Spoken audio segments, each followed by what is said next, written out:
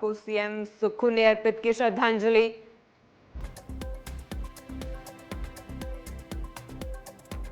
संविधान निर्माता डॉक्टर भीमराव अंबेडकर की पुण्यतिथि आज।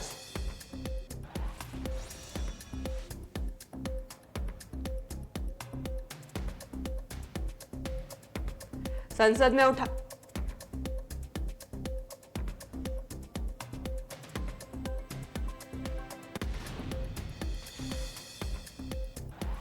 हिमाचल प्रदेश में कड़ाके की सर्दी पड़ना हुआ शुरू। मैदानी क्षेत्रों में भी पड़ रही ठंड। 28 शहरों में 10 डिग्री से नीचे गिरा तापमान।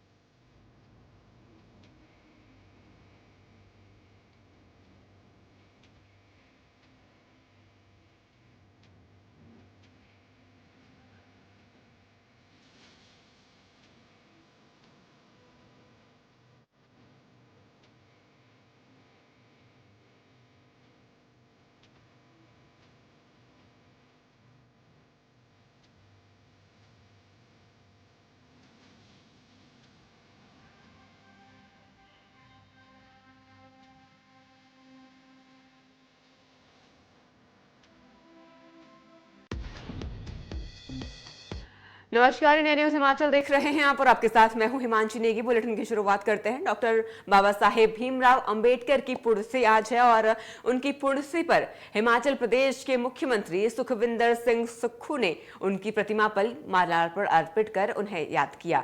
इस दौरान मुख्यमंत्री सुखविंदर सिंह ने बाबा साहेब के योगदान को याद किया। मुख्यमंत्री ने कहा, राहुल गांधी लगातार संविधान और संवैधानिक संस्थानों को बचाने के लिए काम कर रहे हैं। देश में संवैधानिक संस्थानों पर कुठाराघात किया जा रहा है। के सांसद हमारे साथ हैं। डॉक्टर भीमराव अंबेडकर जी की आज पुण्यतिथि है और हम सब लोग उनको इस दिन याद करते हैं और हर वर्ष की भांति ये यहाँ इस चौड़ा मैदान में प्रोग्राम होते हैं और माननीय मुख्यमंत्री जी हमेशा इस प्रोग्राम में आते हैं।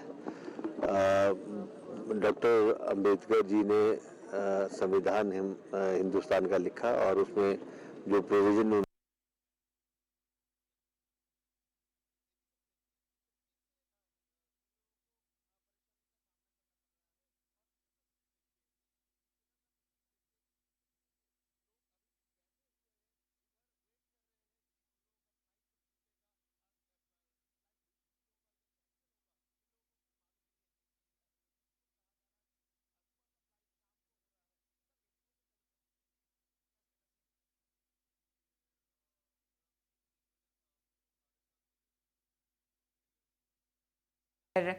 को मुख्यमंत्री सुक्खू ने पुष्पांजलि अर्पित की। उनकी पुण्यतिथि पर उन्हें नमन किया गया और उन्हें पुष्पांजलि अर्पित की गई। सीएम सुक्खू ने श्रद्धांजलि यहां पर अर्पित की और कहा, राहुल गांधी संविधान बचाने के लिए काम कर रहे हैं। बीजेपी संवैधानिक संस्थानों का पर कुठाराघात कर रही है। संविधान निर्माता डॉक्टर भीमराव अंबेडकर की पुण्यतिथि आज है और उनकी पुण्यतिथि पर मुख्यमंत्री सुखविंदर सिंह सुक्खू ने उन्हें नमन किया, उन्हें श्रद्धांजलि अर्पित की और इसी के साथ उन्होंने विपक्ष पर जमकर निशाना भी साधा। उन्होंने कहा, राहुल गांधी संविधान बचाने के लिए काम कर रहे हैं, लेकिन बीजेपी संवैधानिक संस्थानों पर कुठाराघात कर रही है। आगे बढ़ते हैं। पूर्व केंद्रीय मंत्री और सांसद अनुराग ठाकुर ने संसद में पौंग डैम विस्थापितों का मुद्दा मजबूती के साथ उठाया। क्या कुछ उन्होंने कहा, सुनिए। माननीय श्री अनुराग सिंह ठाकुर जी। धन्यवाद सभापति महोदय। मैं आपका आभार प्रकट करता हूं, आपने एक बहुत महत्वपूर्ण विषय उठाने का अवसर दिया है। मैं देवभूमि हिमाचल प्रदेश से आता हूं और हम पहाड़ के लोगों ने अपनी जवानी, कुर्बानी और पानी देश के लिए देने में कहीं कमी नहीं छोड़ी।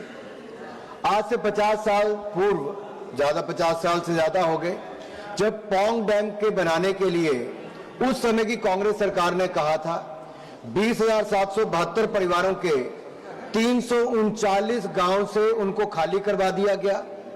राजस्थान में जमीन देने के वायदे किए गए, विस्थापित उनको किया गया और स्थापित उनको राजस्थान में करने की बात कही गई।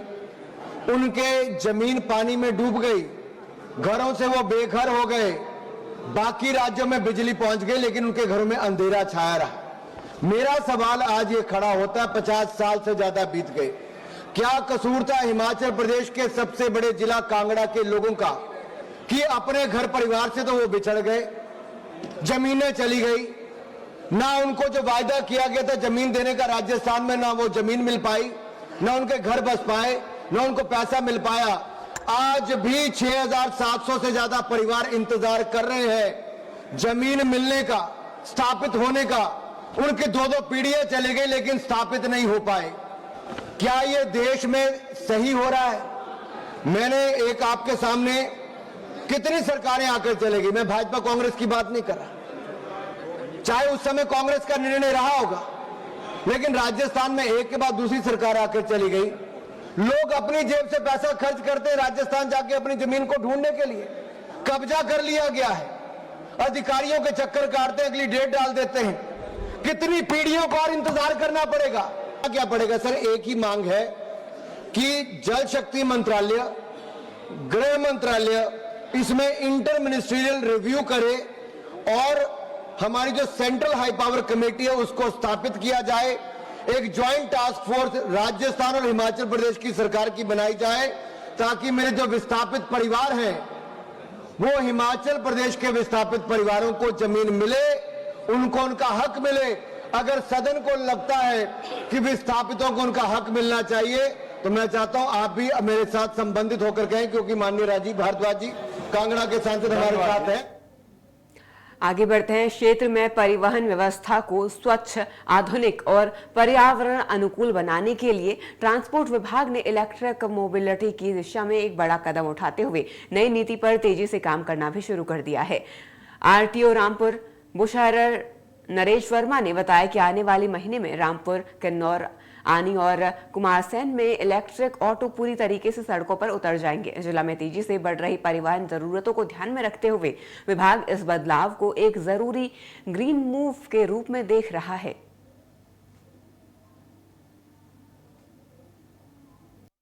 नरेश वर्मा, क्षेत्रीय परिवहन अधिकारी रामपुर।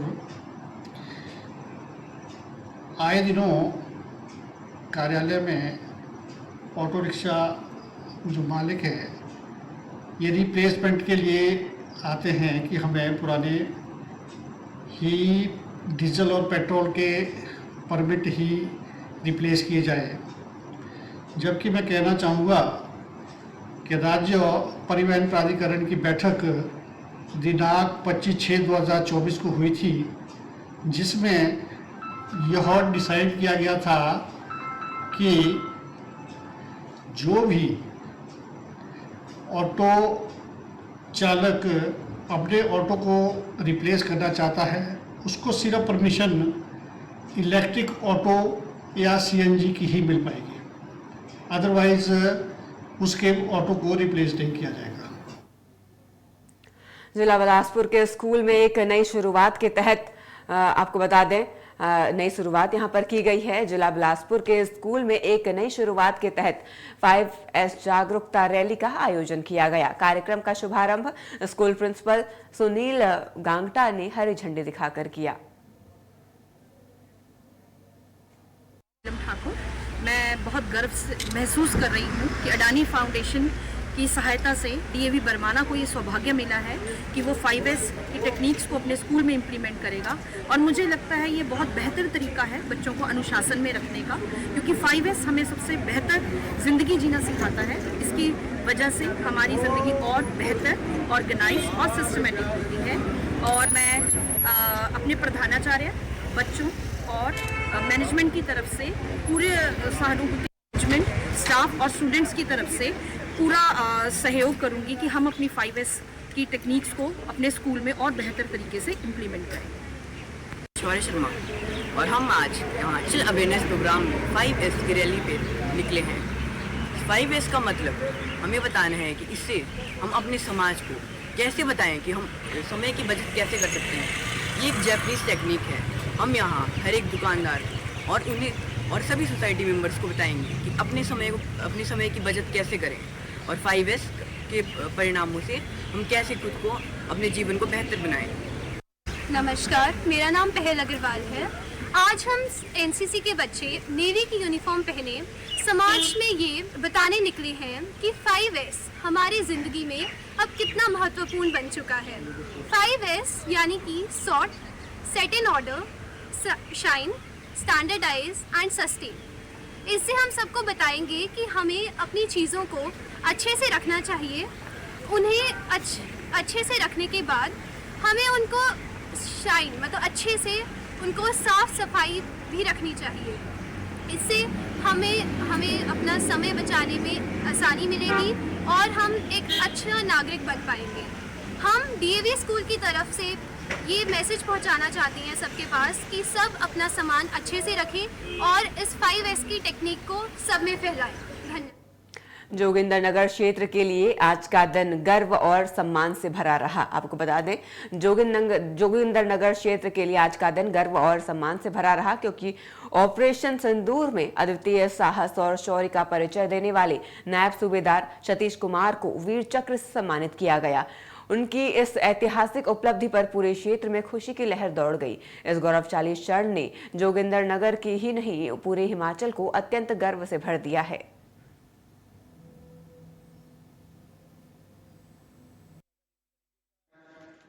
मैं आप सभी का तहे दिल से धन्यवाद करता हूं कि आप सबने मेरे लिए अपना कीमती समय निकालकर ये गेट टुगेदर पार्टी का आयोजन किया।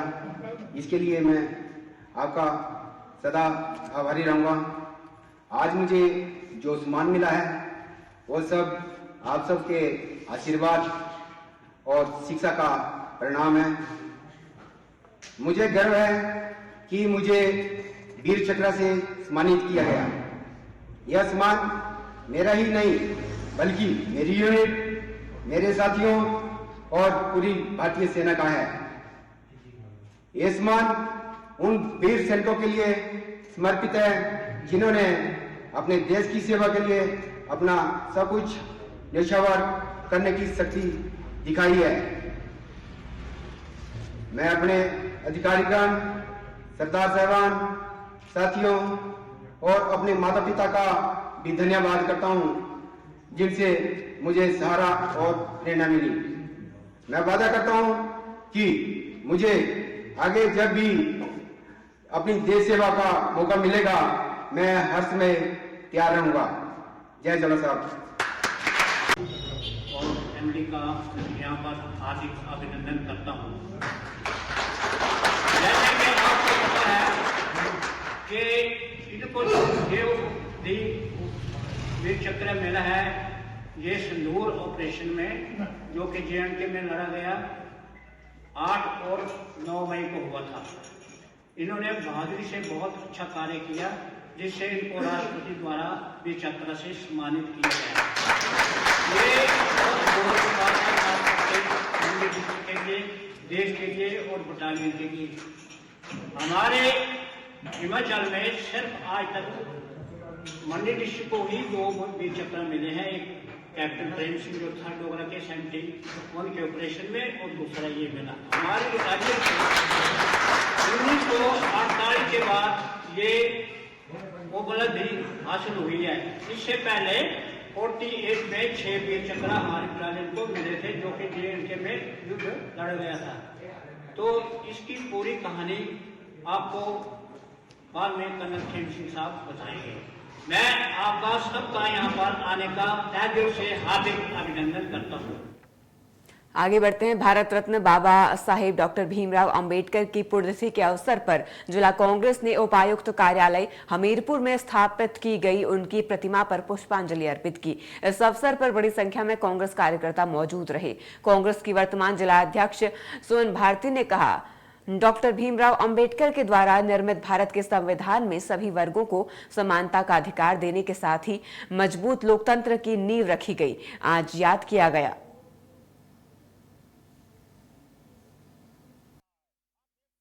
संविधान निर्माता भीमराव अंबेडकर जी की पुण्यतिथि के ऊपर सभी कांग्रेस के लोगों ने उन्हें श्रद्धा सुमन अर्पित किए। उसमें हमारे जिला के अध्यक्ष केसी अपना शेर सिंह जी, केसी भाटिया जी, किशोरी लाल जी, मैडम ज्योति खन्ना जी और पवन जी हमारे सभी कांग्रेस जन यहाँ इकट्ठे हुए और हमने आज संविधान निर्माता जी को याद किया और उनके बताए हुए रास्ते के ऊपर आज हमने संकल्प लिया। जिस तरह से उन्होंने पूरे देश को जो एक संविधान दिया उसमें सम्मान बराबरी का हक दिया, साथ में ही न्याय का हक दिया और कई तरह की जो है वो हर वर्ग के लिए संविधान में प्रावधान किए गए।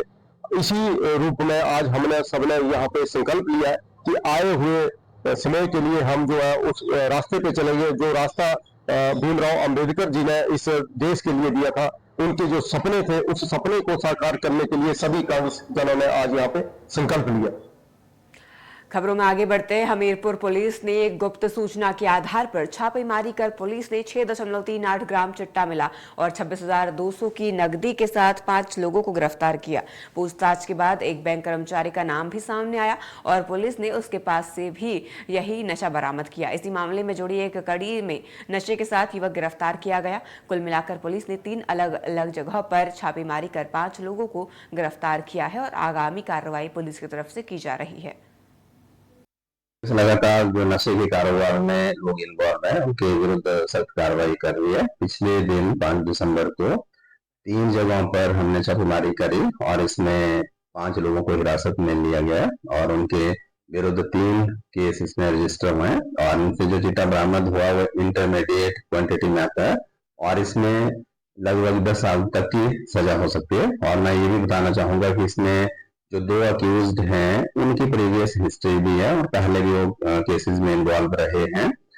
तो इसमें ये भी सूचना थी कि कोई किसी बैंक का पदाधिकारी भी इसमें है और वो आगे इन्वेस्टिगेशन का मैटर है। पर मैं आपके माध्यम से ये आम जनता में ये मैसेज देना चाहता हूँ कि कोई भी लोग जो नशे के कारोबार से किसी भी तरीके से जुड़े आप पुलिस को उसकी सूचना दें और हम उसमें सख्त कार्रवाई करेंगे और हमारी तुरंत इसमें कार्रवाई की जाएगी ऐसे लोगों के विरुद्ध, क्योंकि ये माननीय मुख्यमंत्री जी का भी स्पष्ट संदेश है कि चिट्टा खासकर इसके विरुद्ध किसी भी तरीके की कोई टॉलरेंस ना बरती जाए और हिमाचल प्रदेश सरकार लगातार इस अभियान को चिट्टा फ्री हिमाचल हो, इस अभियान को जन जन तक पहुंचा रही है। हम लोग संवेदनशील बने और हम ऐसे लोगों के बारे में लगातार जानकारी दें और इनके विरुद्ध हम सब खड़े होकर जब मजबूती से कार्रवाई करेंगे तो हम ऐसी जो सामाजिक बुराइयां, ऐसे नशे की जो आदतें हैं जिसमें हमारा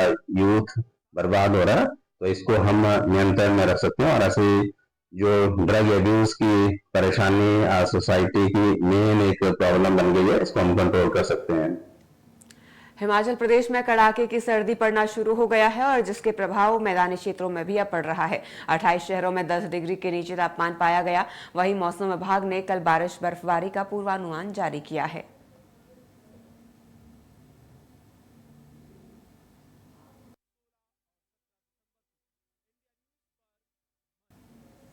ग्रेट खली द्वारा लगाए गए गंभीर आरोपों पर बड़ा पलटवार करते हुए तहसीलदार ऋषभ शर्मा ने ठोस दस्तावेजों के साथ पूरा मामला साफ कर दिया।